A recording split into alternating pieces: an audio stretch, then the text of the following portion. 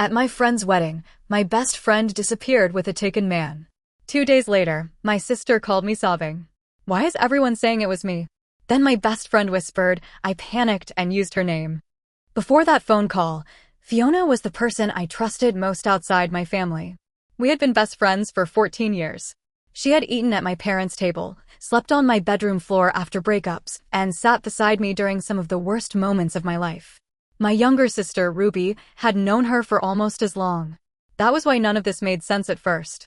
It started at our friend Iris's wedding on a Saturday. The ceremony was held in the courtyard of a hotel, followed by dinner and dancing in the ballroom. Everything was beautiful until the open bar had been running for a few hours and people started making decisions they would regret the next morning. Ruby had come with me, but she planned to leave early. She rarely drank, hated being the center of attention, and had an important meeting at work on Monday. She wanted Sunday to recover from the long drive and the wedding. After dinner, she found me near the ballroom doors. I'm heading out, she said. You're leaving before the cake? I already stole a dessert. She opened her purse and showed me a small pastry wrapped in a napkin. I laughed. Text me when you get home. I will. Ruby hugged Iris and said goodbye to Bennett, the groom. Kira, one of the other bridesmaids, was standing nearby and heard her say she was leaving. Several people watched Ruby walk through the lobby and toward the parking lot. That detail became important later. Fiona was having a very different evening. She had recently ended a long relationship and kept joking that she was entering what she called her reckless year. At first, that had meant buying concert tickets she couldn't afford and going on dates with men she had no intention of seeing again. At the wedding, it meant flirting with Brett. Brett was one of Bennett's groomsmen. His girlfriend, Dawn, wasn't at the wedding because she was attending a family celebration out of state. Fiona knew he wasn't single. I found them near the bar, laughing with their shoulders almost touching. Fiona kept resting her hand on Brett's arm whenever he said something. When Brett walked away, I pulled her aside. He has a girlfriend. She sighed. We're talking. You've been attached to him all evening. I'm allowed to flirt. Not with someone who's taken. Fiona rolled her eyes and picked up her drink. I'm not doing anything. Then keep it that way. This is Iris's wedding. Don't turn it into a mess. She gave me an exaggerated salute. Yes, Mom. I thought embarrassing her would be enough. For a while, it seemed to work. Fiona joined the bridesmaids on the dance floor and took pictures with Iris. Around 10, she dragged me into a group dance and acted completely normal. Then she disappeared. I noticed because her purse was still under our table. I checked the restroom, the hotel lobby, and the courtyard. I sent her 2 messages but received no reply. Kira told me she had seen Fiona walking toward the hallway near the elevators. I assumed Fiona had gone to her room. She had complained about her shoes and was already unsteady from drinking. The reception ended after midnight. Fiona never returned, but I decided not to search the entire hotel. She was an adult. I figured I would see her at breakfast. The next morning, Fiona arrived late wearing sunglasses. She barely touched her food and kept checking her phone. You look awful, I said. Good morning to you too. What happened last night? I got sick and went upstairs. You could have answered me. My phone was in my purse. That part was true.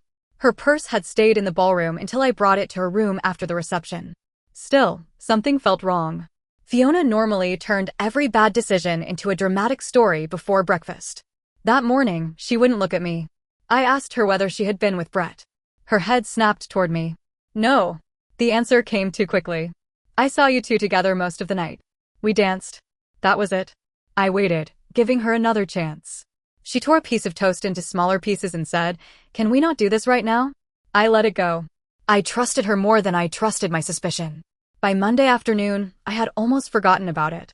Then Ruby called. She was crying so hard that I could barely understand her. Slow down, I said. What happened? Why are people messaging me about someone named Brett? My stomach tightened. What are they saying? That I was with him at the wedding. They're saying he has a girlfriend. I stood up so quickly that my chair rolled backward. Ruby, you left after dinner. I know. Who contacted you? Beth from work sent me a screenshot. Other people are messaging me too. Ruby forwarded everything while we were still on the phone. The original post came from a private regional Facebook group. Someone was warning Dawn that Brett had been caught with another woman at the wedding. The woman was identified as Ruby. There was no last name, but one comment described her as the bride's friend's younger sister. Another person found a public wedding photo showing Ruby standing beside me and posted a screenshot. The accusation had already spread outside the original group. A stranger had sent Ruby a message calling her shameless. Another person asked how she could work around children after getting involved with someone else's boyfriend. Beth's message was less hostile, but it frightened Ruby even more. She had written, "Parents from school are in this group. You should talk to the principal before someone else does." Ruby's voice shook. "I barely spoke to Brett." "I know. I wasn't even there when they said it happened." "I know. Then why are they using my name?" I thought about Fiona at breakfast. The sunglasses. The way she had stared at me when I mentioned Brett. I told Ruby to save every screenshot and not respond publicly. Then I called Fiona. She rejected the first call. She ignored the next two. On the fourth attempt, she answered. "What?" she whispered. I didn't waste time. "Were you with Brett after you left the ballroom?" Silence. "Fiona. It wasn't supposed to go this far." The room seemed to tilt around me. "What did you do?" She started crying. Fiona told me that she and Brett had gone into a storage room off a service hallway. Kira had heard voices inside while looking for supplies. She waited nearby, and when Fiona and Brett came out, she confronted them. They were fully dressed, but there was no innocent reason for them to be leaving a locked storage room together. Kira didn't know Fiona well. Iris had friends from several different parts of her life, and most of us had only met Kira briefly during the wedding weekend. But Kira had briefly seen Ruby with me earlier that day and knew she was my younger sister, even though they had never spoken. When she demanded Fiona's name, Fiona panicked and said, "Ruby." Kira had looked confused. "Ruby, as in Lara's younger sister?" Fiona had said yes. My hand tightened around the phone. "You used my sister's name?" I was drunk. That doesn't answer me. I didn't know what else to say. "You could have said your own name." Fiona admitted that two more guests questioned her later, and she repeated the lie because changing the story would expose her. "You watched Ruby leave," I said. "I know. You knew she wasn't there to defend herself." "I wasn't thinking like that." "You were thinking enough to protect yourself." She begged me not to tell Ruby until she could fix it privately. I looked at the screenshots covering my phone. Ruby's face had already been posted beside accusations from strangers. There was nothing private left to fix. I told Fiona she had 1 hour to tell the truth. She stopped crying long enough to argue. "Can you please give me until tonight?" "No. I need to talk to Brett." "You had 2 days to do that." "I didn't know anyone would post it." "That doesn't matter." Fiona wanted to message Kira and Dawn privately. She believed the rumor could be corrected without her making a public confession. I told her a private apology would never catch up with public screenshots. If Ruby's name was good enough to use publicly, yours is good enough to clear it. Fiona said several coworkers were members of the group. Admitting the truth could damage her reputation and possibly affect her job. I couldn't believe she was asking me to protect her career while Ruby was being warned that parents from her school had seen the accusation. "I didn't mean for that to happen," Fiona said. "You meant for people to believe it was her." She went quiet. I ended the call and drove to Ruby's apartment. She was sitting on the floor beside her couch, still wearing the clothes she had worn to work. Her phone was face down on the carpet. When she saw me, she asked, "Was it Fiona?" I couldn't lie to her. "Yes." Ruby stared at me. "She said my name?" "Yes." "Why?" She says she panicked. Ruby gave a short, disbelieving laugh. "So she picked me?" I sat beside her. "She's going to correct it." "That doesn't answer why she picked me." I didn't have an answer. Ruby handed me her phone. Someone had sent her a screenshot from a wedding group chat. One person claimed Ruby had spent the whole evening chasing Brett. Another insisted she had seen Ruby near the elevators with him. They had confused Fiona with my sister, but once they were given a name, they started rebuilding their memories around it. Ruby and Fiona both had dark hair. That was apparently enough. At the bottom of the messages was a request from Pearl, Ruby's principal, asking her to come in early the next morning.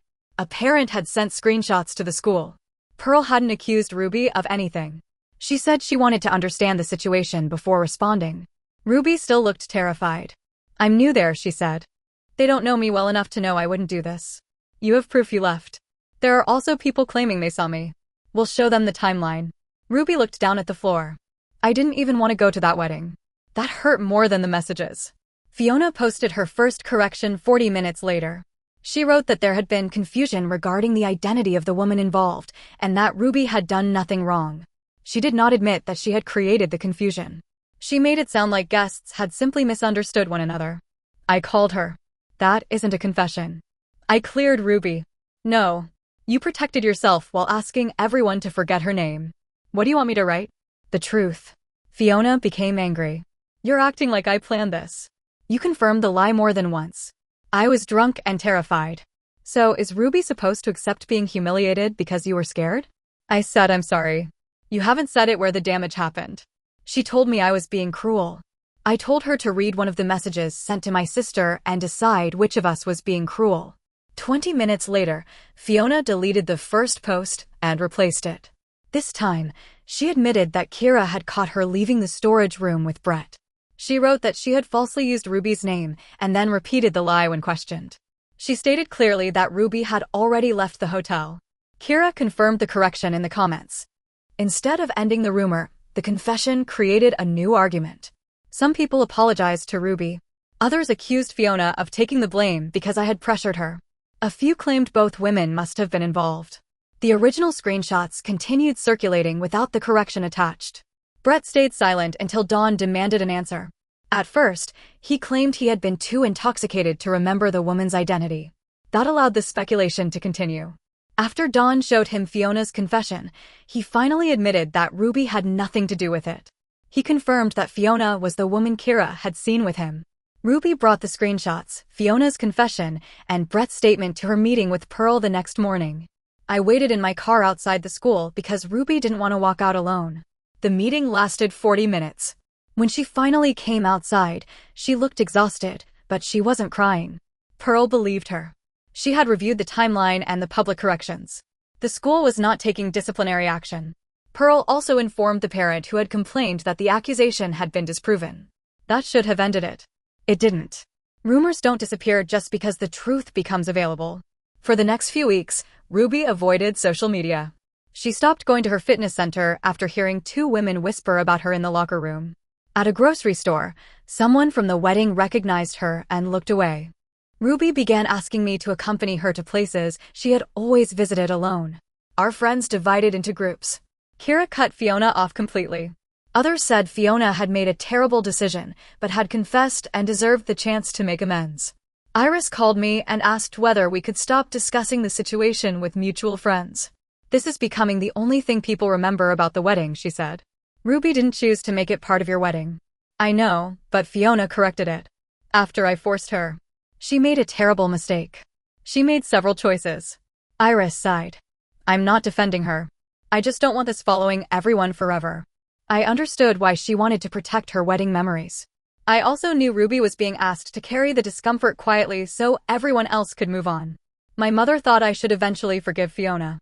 She didn't excuse what happened, but she kept reminding me that Fiona had been part of our lives for 14 years. One terrible night doesn't erase everything before it, she said. She was right. The good years still existed. They just didn't restore the trust Fiona had destroyed. 3 weeks after the wedding, Fiona asked to meet me. I almost refused, but she said there was something she needed to explain in person. We met at a coffee shop late in the afternoon. Fiona looked tired. She didn't try to hug me. She said Dawn had contacted people connected to her workplace after seeing the confession. Several friends had stopped speaking to her. Strangers were calling her names online. I know I deserve consequences, she said. But when does it become enough? I haven't done anything to you. You haven't defended me. Defended you from the truth? She stared into her coffee. You know I'm not evil. I know you let Ruby take your place. I corrected it. Only after I found out. Fiona's eyes filled with tears. I knew Ruby had left. I froze. Until then, she had insisted my sister's name came to her randomly. Fiona rubbed her palms against her jeans. When Kira asked who I was, I thought of Ruby because she wasn't there anymore. I thought if anyone checked, they'd realize it couldn't be her and the whole thing would fall apart. You chose her because she had an alibi? I thought it made the lie safer. For you. I wasn't trying to hurt her. You chose the one person who couldn't immediately contradict you. Fiona whispered, I know. That was the moment I stopped seeing it as a drunken mistake. She had been scared and intoxicated, but she had still made a calculation. She chose Ruby because my sister had already left, and Fiona believed the truth would eventually rescue her. She never considered what Ruby would endure before it did. I stood up to leave. Fiona followed me outside. Lara, please. I stopped beside my car. I lost 14 years too, she said. I turned toward her. You didn't lose it when I found out. You risked it when you used Ruby's name, and you lost it when you looked me in the face the next morning and lied. I was scared. So was she. Fiona started crying. For years, that would have made me soften. All I could picture was Ruby sitting on her apartment floor, asking why people believed something she hadn't done. I don't know how to make this right, Fiona said. You can't make it unhappen. Then what am I supposed to do? Except that apologizing doesn't require us to trust you again. I got into my car and left. Dawn ended her relationship with Brett shortly afterward. From what I heard, he tried to blame the alcohol, the wedding atmosphere, and Fiona. Dawn reminded him that none of those things had forced him into that room. Fiona continued sending messages for several weeks. Some were apologies. Others were defensive. She said people were treating her as though Brett had no responsibility. She blamed Kira for spreading the story and Dawn for contacting people connected to her job. I didn't reply. I also didn't encourage anyone to contact Fiona's workplace or harass her. When mutual friends asked what happened, I told them the truth without adding anything. Some forgave her. Others didn't. Fiona later told Iris that I could have reduced the fallout by publicly saying she was not a bad person. Maybe I could have softened what people thought of her. But I no longer knew what I believed about her character. Ruby recovered slowly. Pearl documented the incident in case another parent raised it. Beth apologized for frightening Ruby with her first message and corrected people whenever she saw the rumor repeated. A few wedding guests contacted Ruby directly. Some apologized sincerely. Others sent messages saying they were sorry she had been dragged into it, as though the lie had happened on its own. Ruby stopped responding to those. About 2 months after the wedding, she returned to the fitness center. I went with her the first few times. Eventually, she started going alone again. She restored her social media accounts, but removed anyone she didn't personally know. The original accusation never completely disappeared. Nothing posted online really does. But Fiona's confession and Brett's confirmation were now attached to it. Ruby's name was no longer standing alone beneath someone else's actions. That was enough for me. My parents stopped asking me to forgive Fiona after Ruby admitted how anxious she still felt at work. My father had stayed mostly quiet throughout everything. One evening, he finally said, "Forgiving someone doesn't mean giving them the same place in your life." My mother didn't argue. Iris and I remained friends, but things were different between us. She had wanted the situation contained because it happened at her wedding. I understood that, but I couldn't forget that containing it would have required Ruby to stay silent. Fiona mailed Ruby a handwritten letter 3 months after the wedding. She apologized for using Ruby's name and admitted she had chosen it because she knew Ruby had already left. She offered to pay for counseling and said she would sign any written statement Ruby needed for the school. Ruby read the first page, folded the letter, and put it back in the envelope. She kept a copy of Fiona's written admission in case she ever needed it, then returned the original without a response. I asked whether she was sure. Ruby said, "I don't need her to understand me. I just need her to leave me alone." It was the strongest I had heard her sound since the wedding. Fiona sent me one final message after receiving the returned letter. She wrote that she understood Ruby wanted no contact and promised not to reach out again. At the end, she said, "I hope one day you remember that I was more than the worst thing I ever did." She was right. Fiona was more than that night. She had been my best friend through nearly half my life. She had celebrated my good news, carried me through grief, and loved my family in ways that once felt real. I don't believe every good memory became fake because of what she did. But those memories don't obligate me to keep her close. Sometimes something happens and I still think about calling her. For a second, I remember the friendship we had before the wedding. Then I remember that she had several opportunities to tell the truth before Ruby's name spread. She chose not to. I don't hate Fiona. I miss her and I don't trust her. Both things are true. Ruby is doing better now. She goes out without asking me to accompany her, and when the wedding comes up, she no longer sounds ashamed.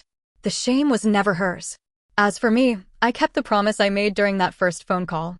Everyone who had been given my sister's name was eventually given Fiona's. I didn't have to exaggerate anything. The truth was enough. Was I wrong for ending a 14-year friendship after Fiona confessed and tried to repair the damage, or did choosing my sister as her shield make forgiveness impossible?